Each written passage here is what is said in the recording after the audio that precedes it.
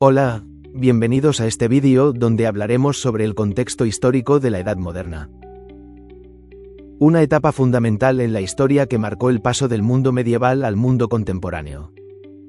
Acompáñenme a descubrir los cambios políticos, económicos, sociales y culturales que definieron esta era. ¿Qué es la Edad Moderna?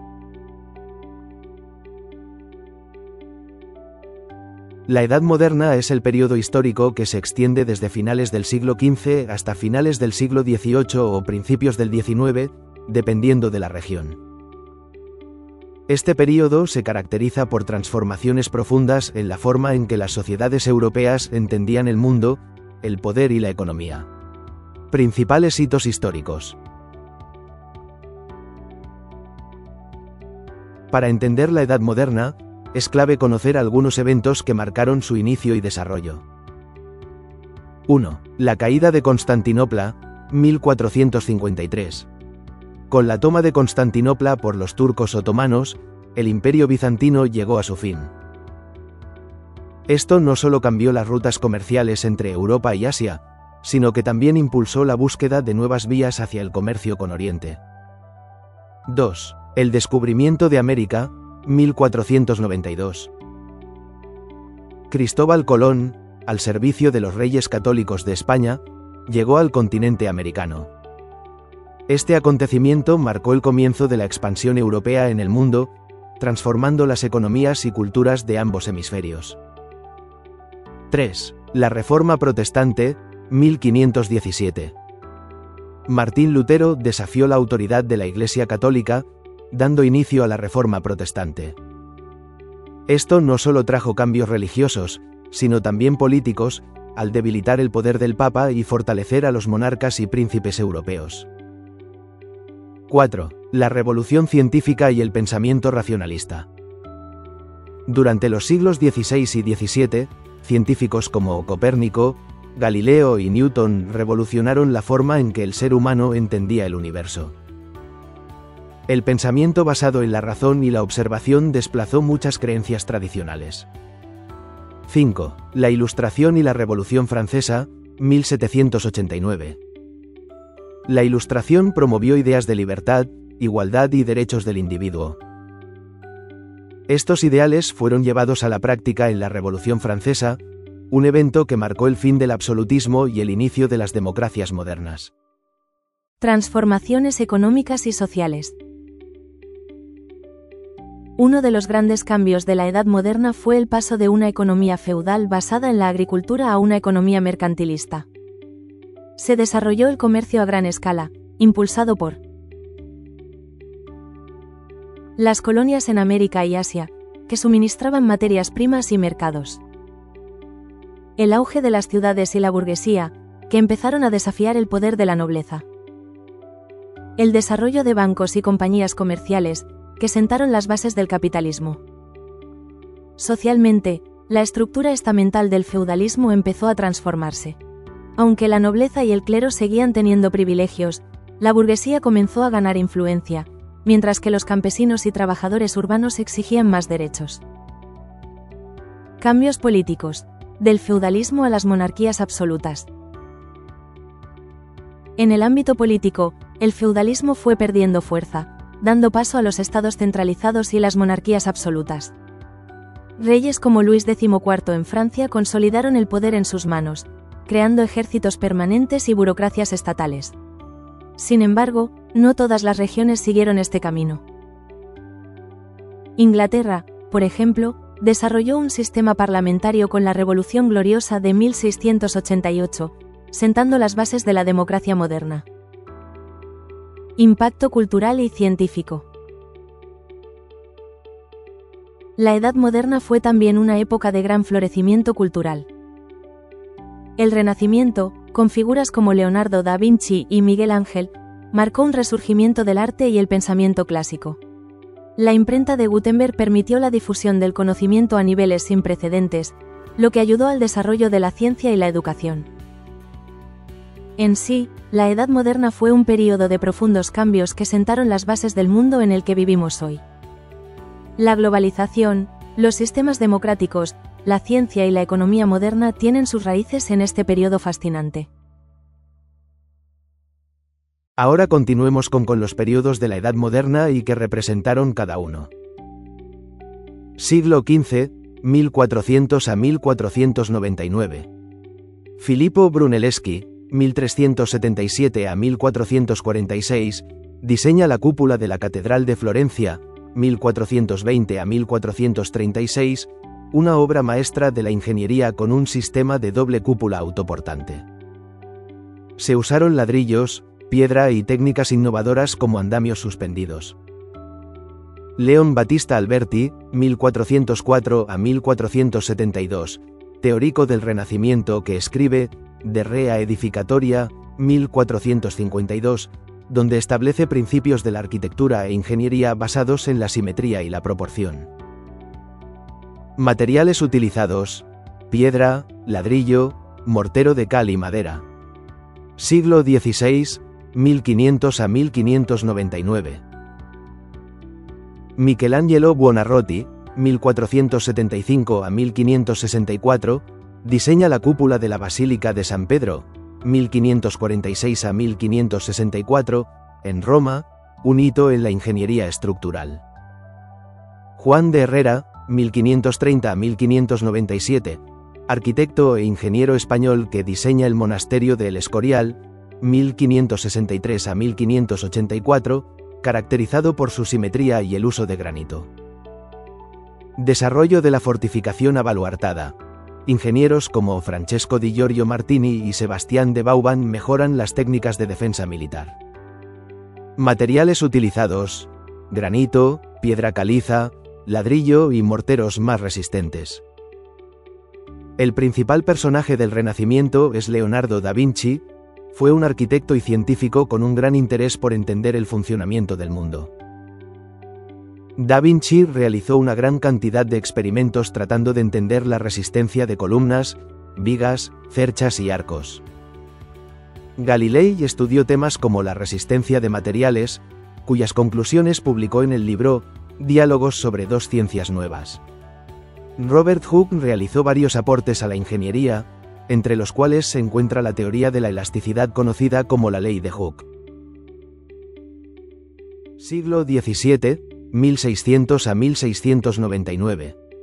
Galileo Galilei, 1564 a 1642, publica Dos nuevas ciencias, 1638, estableciendo principios sobre resistencia de materiales y estructuras. Sir Christopher Gruen, 1632 a 1723, reconstruye la Catedral de San Pablo en Londres, 1675 a 1710, tras el gran incendio, usando piedra y domos de plomo. Canales y puentes. Se intensifica la construcción de canales en Europa, como el Canal de Briare, 1642, en Francia, para mejorar el transporte. Materiales utilizados: concreto de cal, ladrillo, piedra y el inicio del uso del hierro forjado. Siglo XVIII, 1700 a 1799. Vauban, 1633 a 1707, sus diseños de fortificaciones siguen influyendo en la ingeniería militar. John Smeaton, 1724 a 1792, considerado el primer ingeniero civil moderno.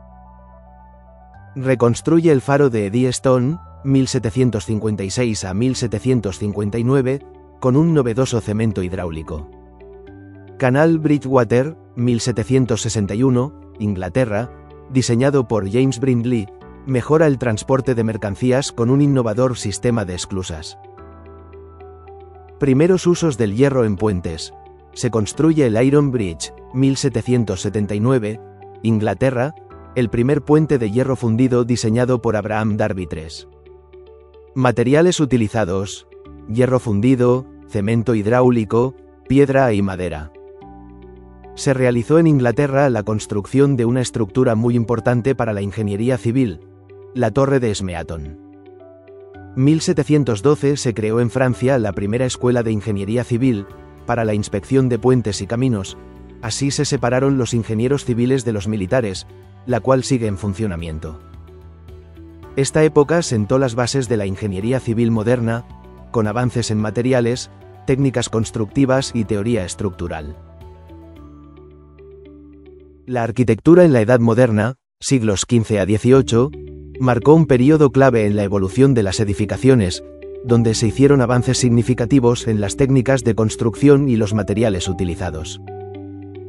Este período de tiempo es crucial porque, por un lado, se dieron grandes innovaciones en Europa, y, por otro, en el Virreinato de la Nueva España, que hoy conocemos como México, la arquitectura comenzó a combinar influencias europeas con elementos prehispánicos, creando un estilo único.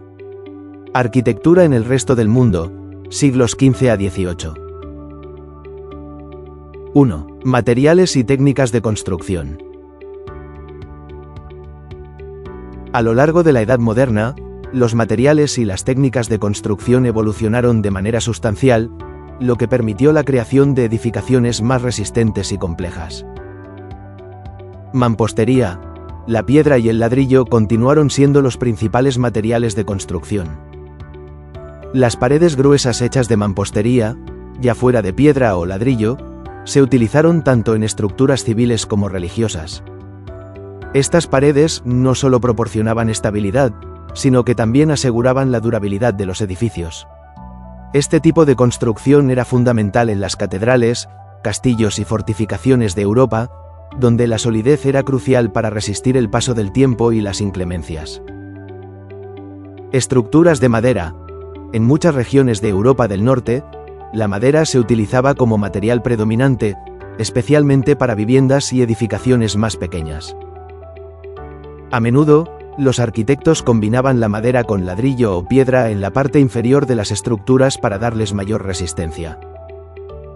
El uso de la madera también se encontraba en los techos, que se construían a menudo con vigas de madera expuestas, lo que le daba un toque estético y funcional. Hierro y vidrio. En las últimas etapas de la Edad Moderna, empezaron a emplearse materiales innovadores como el hierro, que permitió crear estructuras más ligeras pero igualmente resistentes. Este avance facilitó la construcción de edificios más altos y complejos, como los que se vieron en las primeras fábricas e incluso en puentes. El vidrio comenzó a usarse más ampliamente, sobre todo en las ventanas y vitrales de las iglesias y palacios. Este último, a su vez, abrió la puerta a nuevas formas de iluminación natural dentro de los edificios. 2. Evolución arquitectónica y estilos predominantes. Los estilos arquitectónicos de la Edad Moderna estuvieron marcados por una fascinación por el renacimiento de las formas clásicas y una constante innovación en las estructuras y la ornamentación. Cúpulas y bóvedas. Influenciadas por la arquitectura romana, las cúpulas y bóvedas fueron un elemento esencial del Renacimiento y el Barroco. Uno de los ejemplos más emblemáticos de la época es la cúpula de San Pedro en el Vaticano, diseñada por Miguel Ángel. La estructura de estas cúpulas no solo era impresionante, sino que también jugaba un papel fundamental en la estabilización de los edificios. En muchas iglesias de la época, las bóvedas de cañón o de crucería se convirtieron en el estándar para los techos, permitiendo mayor amplitud en el interior de los templos. Uso de arcos. El arco romano, o de medio punto, es otro de los grandes legados de la arquitectura clásica que se incorporó en la arquitectura moderna. Del gótico tardío al Renacimiento. El gótico tardío empezó a dar paso al Renacimiento, con arquitectos retomando las formas clásicas griegas y romanas. Se incorporaron elementos como las columnas y los entablamentos en los edificios, que no solo los embellecían, sino que también proporcionaban una mayor solidez estructural. El Renacimiento trajo consigo un cambio en el enfoque de la arquitectura, buscando un equilibrio entre estética y funcionalidad. 3. Construcciones destacadas en Europa. Europa, en los siglos XVI y XVII, fue testigo de algunas de las construcciones más impresionantes de la arquitectura. Los castillos y fortificaciones fueron clave debido a la necesidad de defenderse de los ataques militares, sobre todo con la creciente amenaza de la artillería. En este contexto, el ingeniero militar francés Sébastien Leprestre de Vauban desarrolló un sistema de fortificaciones innovadoras que influyó en toda Europa. Las iglesias y palacios barrocos se destacaron por su ornamentación exuberante y el uso de elementos como las cúpulas, fachadas decoradas y una iluminación natural que resaltaba los detalles arquitectónicos. Los arquitectos barrocos dominaron el arte de jugar con la luz y la sombra, lo que creaba una atmósfera dramática y casi espiritual en el interior de los edificios. 4. Sistemas constructivos más utilizados. A lo largo de este periodo, los sistemas constructivos se perfeccionaron. Las cimentaciones de piedra y mortero de cal y arena eran comunes, asegurando que las estructuras se mantuvieran estables a lo largo del tiempo. Para las cubiertas y techos, la madera con tejas de barro cocido era el material habitual, aunque en algunas regiones se optaba por bóvedas de cañón o bóvedas de crucería en iglesias y catedrales. Los acabados también jugaban un papel importante, con el uso de cal y arena para el revoque de las paredes y la decoración interior, que en muchos casos incluía pinturas al fresco. Arquitectura en México, Nueva España, siglos XVI a XIX. 1. Arquitectura religiosa. Características regionales. La arquitectura religiosa en la Nueva España fue una mezcla única de influencias europeas y elementos autóctonos.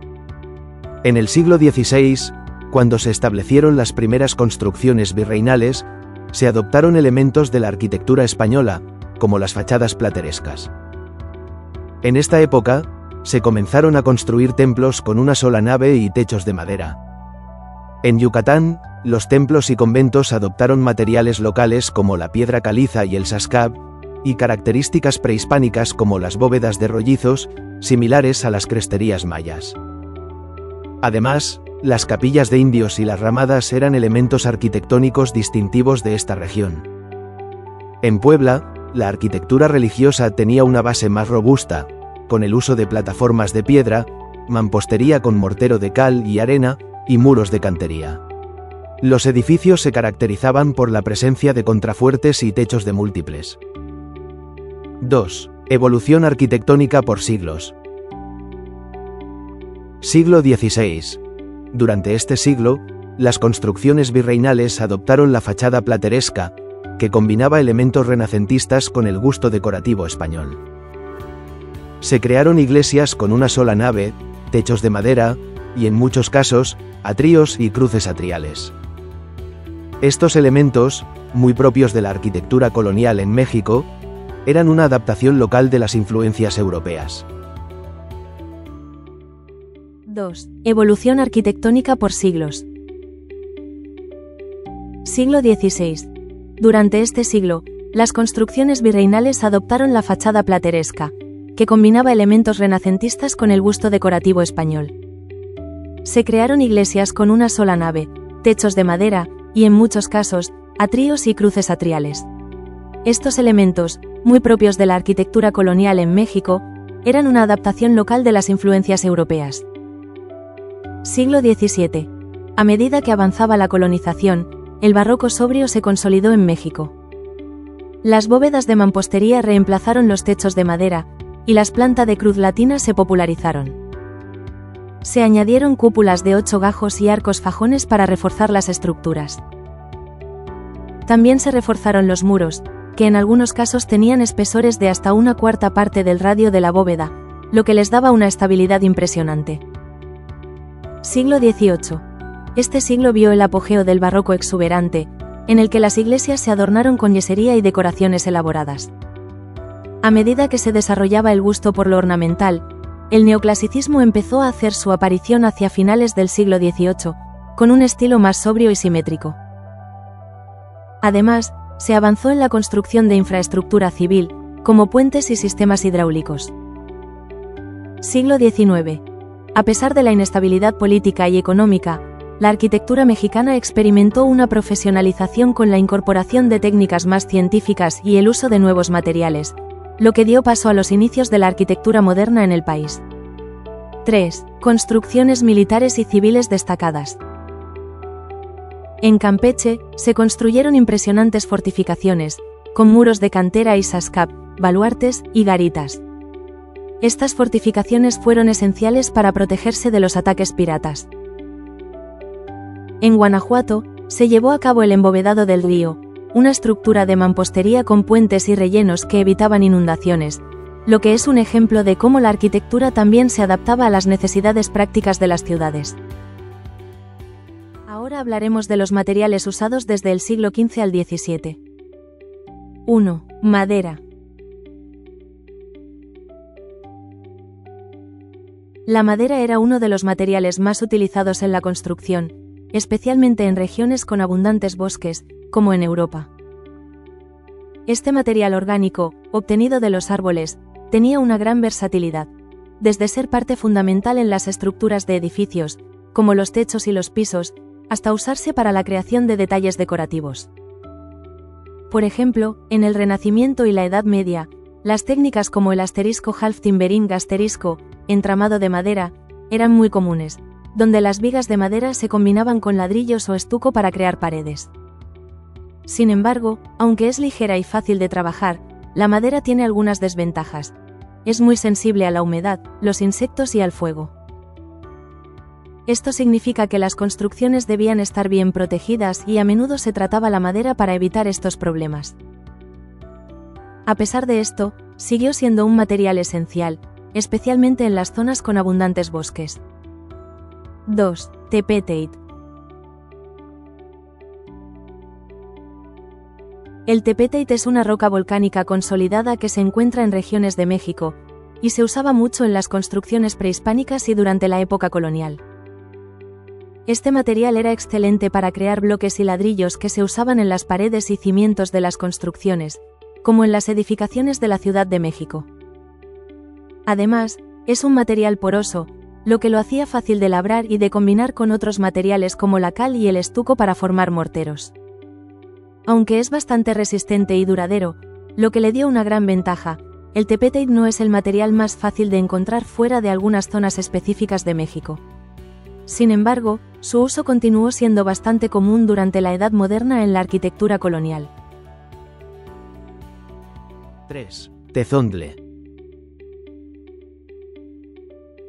Otro material volcánico muy popular en México es el tezondle. Es una roca porosa de color rojizo que se utiliza principalmente para muros y cimientos. Su ligereza lo hacía fácil de manejar, lo que resultaba práctico para la construcción de grandes estructuras, como pirámides y templos en la época prehispánica, y también en la época colonial. Una de sus grandes ventajas es su resistencia térmica y acústica, además de que su porosidad ayudaba a que los morteros como el estuco se pegaran de forma eficaz. El tezondle siguió siendo un material clave en la construcción de la arquitectura colonial mexicana, especialmente en edificaciones religiosas y edificios importantes. 4. Ladrillo cocido. Este material se obtiene de la arcilla, que se moldea y se cocina a altas temperaturas hasta endurecerse, lo que le da una gran resistencia. Durante los siglos XV al XVII, especialmente en Europa, el ladrillo cocido se convirtió en un material esencial para construir muros, bóvedas e incluso pavimentos. En lugares donde la piedra era más difícil de conseguir, el ladrillo se convirtió en la opción ideal para la construcción de grandes edificios, tanto públicos como privados. Además de su durabilidad y resistencia al fuego, el ladrillo tiene la ventaja de permitir una gran flexibilidad en los diseños arquitectónicos. En este periodo, se usaba tanto en el Renacimiento como en el Barroco para dar lugar a estructuras más complejas y decoradas. 5. Argamasa de cal y arena. La argamasa de cal y arena, también conocida como mortero, era esencial para unir todos estos materiales, como ladrillos, piedras y madera. Era una mezcla sencilla pero efectiva, que ofrecía una buena durabilidad, además de cierta flexibilidad, lo que ayudaba a las estructuras a resistir movimientos y vibraciones sin agrietarse. Este material se utilizó durante siglos, y aunque en el siglo XIX se introdujo el cemento Portland, la argamasa de cal seguía siendo el pilar de la construcción en la Edad Moderna. Era muy común usarla tanto para la construcción de muros como para la creación de revestimientos decorativos. 6. Piedra. La piedra ha sido un material de construcción desde tiempos inmemoriales, y durante los siglos XV al XVII continuó siendo clave. Ya sea en la construcción de catedrales, castillos o fortificaciones, la piedra era invaluable por su resistencia a la compresión y su durabilidad. Además, se podía trabajar de muchas maneras, desde bloques grandes para los cimientos hasta detalles más elaborados y decorativos, como en las esculturas y los adornos de edificios. Una de las principales ventajas de la piedra era que podía ser tallada en formas detalladas, lo que permitía crear hermosos elementos ornamentales. Las catedrales góticas, por ejemplo, son un testamento de la habilidad para trabajar la piedra en formas exquisitas. 7. Estuco. El estuco era el material favorito para revestir tanto interiores como exteriores de las edificaciones. Compuesto por cal, arena y a veces yeso, se utilizaba para dar una apariencia pulida y decorativa a las superficies de los muros. Uno de sus usos más significativos durante el barroco era en la decoración de iglesias y palacios, donde se aplicaba en capas finas para crear acabados brillantes o con molduras ornamentales. Además de ser estéticamente atractivo, el estuco tenía una función práctica. Protegía los muros de la humedad, algo muy importante para la durabilidad de las edificaciones. Su uso continuó siendo esencial durante este periodo de la historia, especialmente en el arte de interiores. 8. Vidrios y espejos. Durante la Edad Moderna, la producción de vidrio comenzó a perfeccionarse, especialmente en Venecia, que se convirtió en el centro más importante de la manufactura de vidrios y espejos. El vidrio se utilizaba principalmente para las ventanas de edificios religiosos y residenciales, permitiendo una mayor cantidad de luz natural, lo que también mejoraba la calidad de vida en el interior. En cuanto a los espejos, eran considerados un lujo. La tecnología para producir espejos de alta calidad con respaldo metálico, como estaño o mercurio, se perfeccionó en el siglo XVI. Los espejos se utilizaban no solo para la decoración, sino también para dar sensación de amplitud en los salones de los palacios y residencias de la nobleza, como en el famoso Salón de los Espejos en el Palacio de Versalles.